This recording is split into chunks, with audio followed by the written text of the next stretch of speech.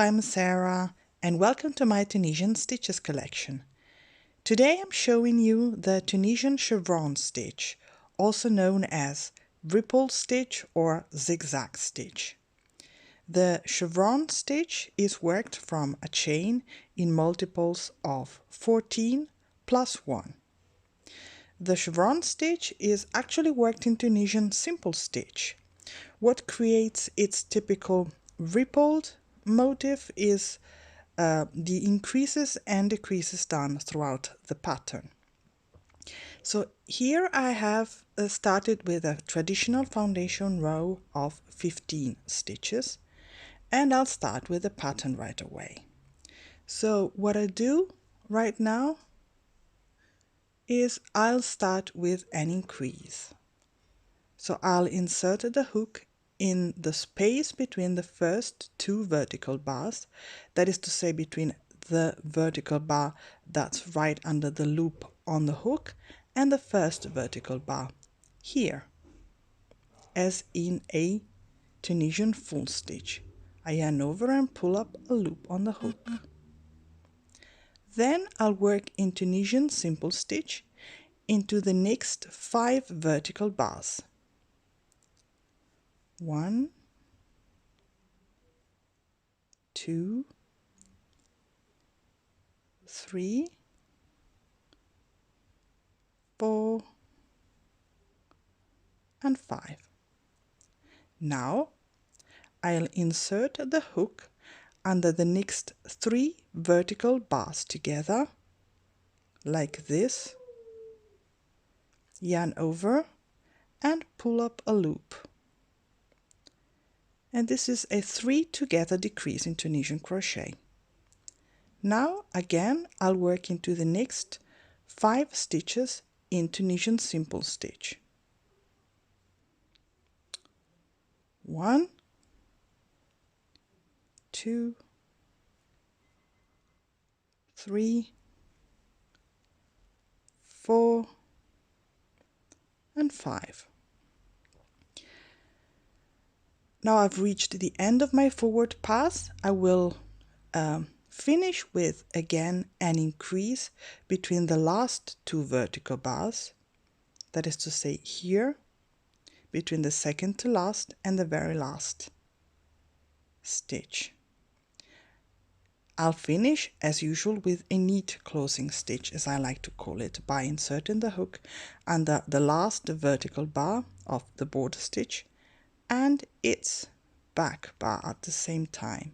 Yarn over and pull up a loop. To finish the row, I will proceed with a standard return pass by yarning over and pulling through 1 loop only first. Then I yarn over and pull through 2 loops together, yarn over and pull through 2 loops together, repeating this movement until the end of the row.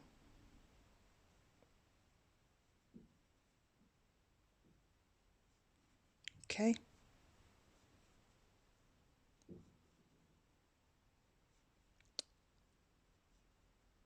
And this is row 2 if we consider the foundation row as row 1, as I usually do. Okay, so this is the pattern, and what you need to do now is to just repeat it as long as necessary, and in height and in length here. So I'll show you another row. So we'll begin again with an increase by inserting the hook between the first 2 vertical bars here. Then we will work into the next 5 stitches in Tunisian simple stitch. 1, 2, 3, 4, and 5. Then we'll make a 3 together decrease by inserting the hook under these 3 vertical bars, 1, 2, 3 together, and pull up a loop from there, Again, we'll work into the next 5 stitches in Tunisian simple stitch. 1,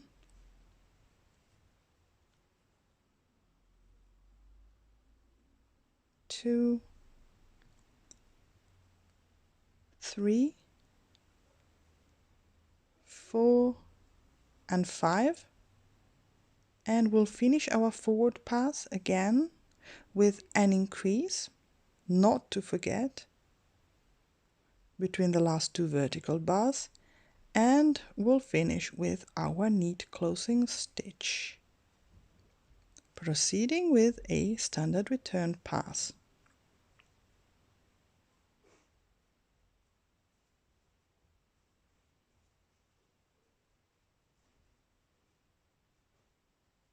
Okay.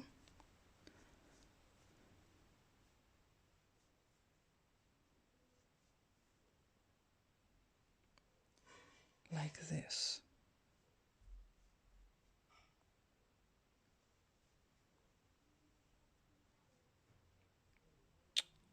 Now I'll show you what it looks like. Oops. This is the motif to be repeated. And this is the end result. This is a lovely pot holder I have crocheted some time ago. And you can see very well this undulating motif. So this is the part I have just shown you in my sample. Okay. So you see how to proceed. This part is a repetition of the initial one. And this is the middle part. So this is practically the end, where I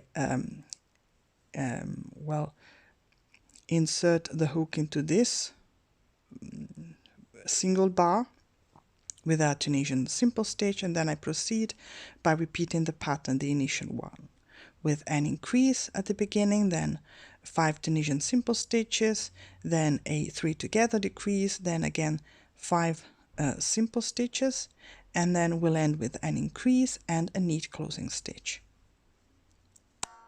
Okay, so I hope this is clear enough how it's done. Thank you for watching, and see you next time with my next Tunisian stitch. Bye bye.